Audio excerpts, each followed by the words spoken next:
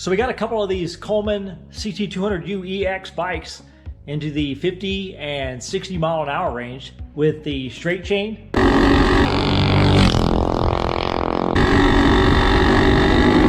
So the drum brakes on the Coleman bikes are only designed for like 20 or 30 miles an hour. So the thing is, when you start getting to 50 or 60 miles an hour with the drum brake, it just doesn't stop that well, especially with a heavier rider. So I picked up this MB200 brake setup. Got the disc, got the caliper set up with the hose and the handle. Also got the bracket for the caliper, and then picked up the wheel. So it's got the flanges on both sides. So the MB200 wheel, you got the flange on both sides, one for the sprocket and one for the disc. So I'm gonna fit this setup on the Coleman bike, and we'll see if we can get a little more stopping power out of this thing versus the stock drum brake.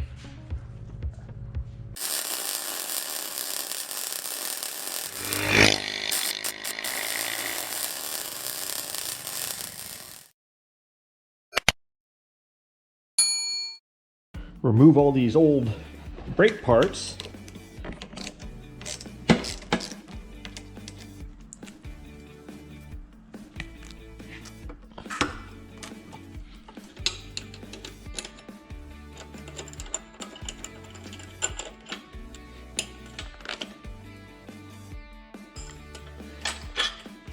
Move the wheel.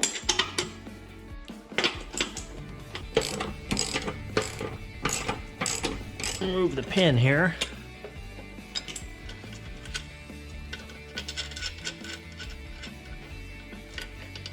Pop off this axle.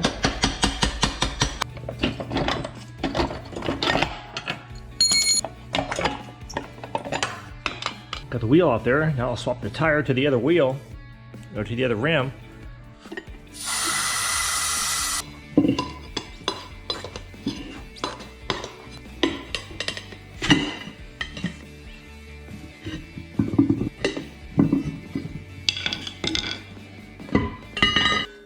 About the same width.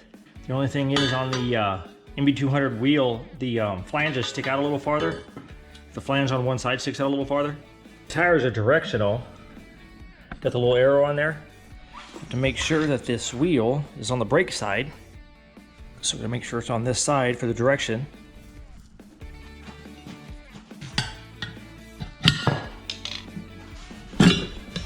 Okay. So there we go. So you got the valve stem on the brake side and the rotation going the right way. Pump this thing up. Got the tire aired up. Now throw this disc on here, and hopefully these bolts will clear the frame. Before I tighten this down, I think I'm gonna have to fit it on the bike, because I think I might need button bolts right here, because there is not much clearance the way the hubs on the wheel stick out so far. So let me put this on here and we'll see how much clearance we have, because by the time I bolt the sprocket down too, it'll stick out even a little farther.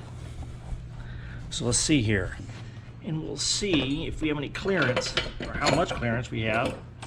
If you look at the bolts, they are super close, and I'm probably gonna have to grind this mount off right here, because it's literally like right on the disc.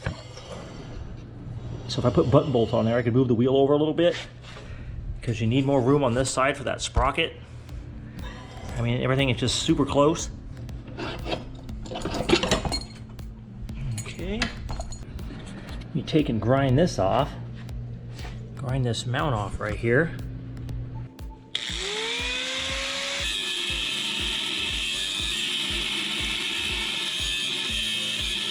Let's get the wheel back on there. Get a lot more room now by that disc, but I'm still gonna have to run and get button bolts, because those bolts are running super close to the frame, so I can get room over here for that sprocket. So let's throw some button bolts on here.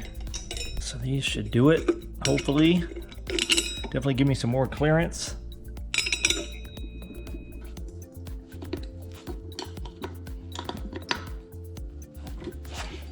There we go. Got the button bolts on there. They don't really stick out at all, just a little bit.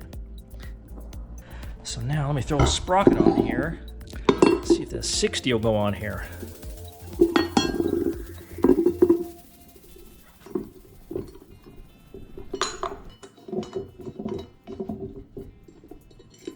Okay, so we got the 60 on there. I'm not sure if that's going to be too wide. Put this on here again with everything bolted to it, and we'll see if it all fits. This thing is super close with the 60 sprocket on here. So we're maybe like a 1/4 of an inch on each side, or maybe even less, from being able to use the stock spacer. So I'm going to go ahead and stretch this frame just a little bit, maybe a 1/2 inch, to accommodate the 60 sprocket and give me a little bit more room right here. It's just so close.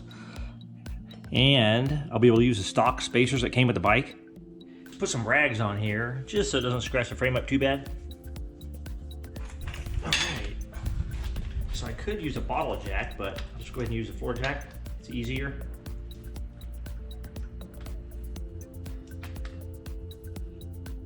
Push this thing until it stretches it just a little bit. Okay, so there we go. It's kind of hard to tell. Let me put the wheel back on there and see if we stretch it a little bit. Pop this back on here, and we'll see if that was enough. So that looks about perfect. It stretched it maybe like a 1/4 of an inch on each side, and it looks like I can use the stock factory spacer on both sides, and it gives me plenty of clearance right here between the frame rail and the sprocket and the disc. So I think I'm just gonna, instead of mounting the brackets what'll slide, I'll just adjust the chain with the engine and just weld the caliper bracket right here. Just cut it along here and weld it. That way the caliper is solid on there. All right, so I'll cut it right there.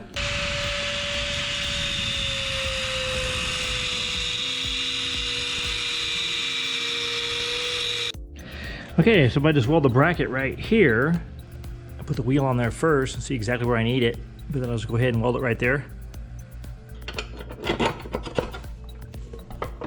Wheel right there, and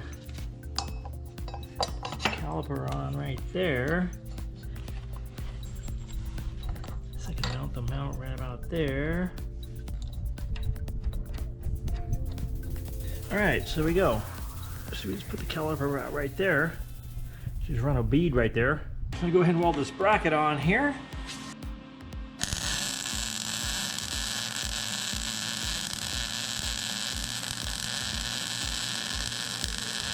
Okay, so that looks pretty good.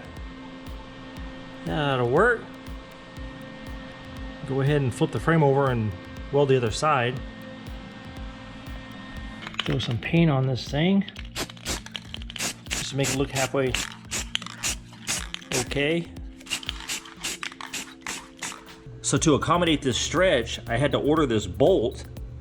So this bolt I picked up is 321 millimeters long, or a little over 12.5 inches. So it's about a 1/2 inch too long. So you might be able to find a better alternative, but it's an easy fix. I'll just run some threads on it and then cut the excess off. I mean, you could use it if you wanted to use spacers on the outside, but I'm just gonna go ahead and thread it and then cut it. Pull this bolt off of here and I will thread it. I'll run some threads on it. So there's the stock Coleman bolt, and then this one here. So it's quite a bit longer. So I went ahead and picked up this 14 by 1.50 metric die. So I'm gonna go ahead and just run some threads on this bolt. So let's run this die on here, maybe down about a 1/2 inch or so.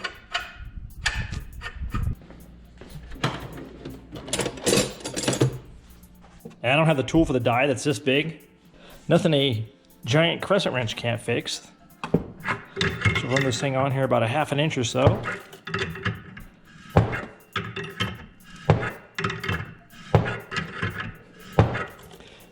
Oh yeah, that'll work. Oh yeah, perfect. About a 1/2 inch. So that thing worked really good. Had no problem cutting that hardened axle shaft. Let's see if this thing fits now. See if we have enough threads. I think I did it far enough. Okay, yeah, that's about perfect. By the time you put that on there, oh yeah, perfect. Yeah, that thing made easy work of that hardened steel. So now I'll go ahead and throw the wheel on it. One last time. Need the adjuster on there, and then a spacer.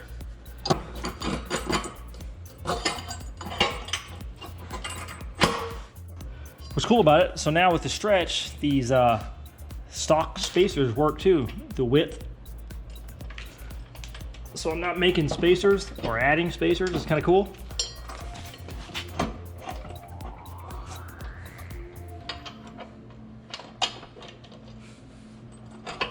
All right, still my adjuster on here, even though I won't be using these too much. I mean, maybe I can move it a little bit because my bracket is stationary for the caliper.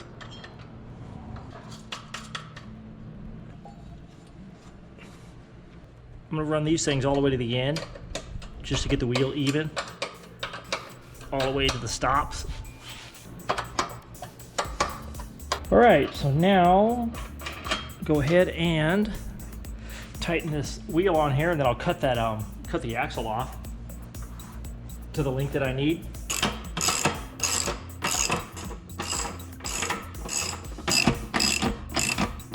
So that looks like it'll work. Everything's on there nice and true. Everything's straight. Plenty of room for the caliper. And then with the stock spacers, there's plenty of room for the chain. By using the stock factory spacers, there's plenty of room between the frame rail and the sprocket, so the chain clears no problem. So that'll work. Just wanted to make sure with the 60, you know, the biggest sprocket possible. So if it clears that, it'll clear a smaller one, no problem, because it goes wider as you go down. So I could have used spacers on this bolt and just ran spacers out here, but I didn't want it sticking out. Just wanted it to look factory stock.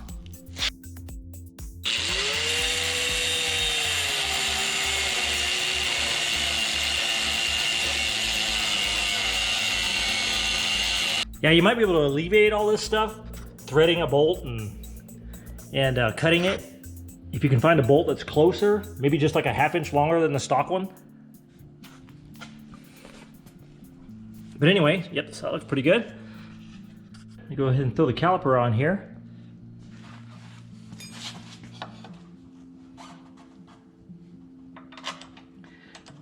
Okay.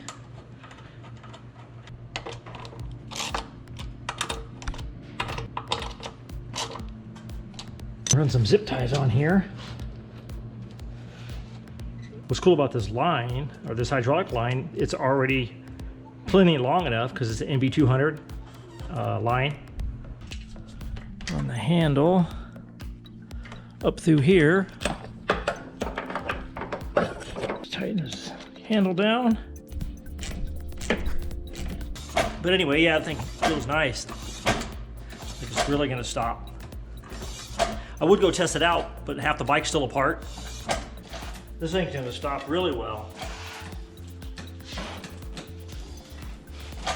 A few different ways you could probably do this too. I mean, instead of welding the bracket on here, so the entire brake moves along with the wheel adjustment, you could possibly stretch the frame maybe a little bit more to get a little more clearance here. You can put that bracket behind the mount here, just like on the MB200, and the bracket will come down, and then you can clamp it here. So you possibly might be able to get away without welding this on here. If you want to stretch the frame maybe just a little bit more. But for me, this is just fine because and I always pretty much adjust the chain with the engine anyway, back and forth. So I really don't need the wheel to move as far as the adjustment back here. Like I said, I can adjust it a little bit with these. You can come up a little bit, but if you come up too far, of course you're gonna come off the pads, you know, too much. But anyway, yeah, there we go. Hydraulic brake.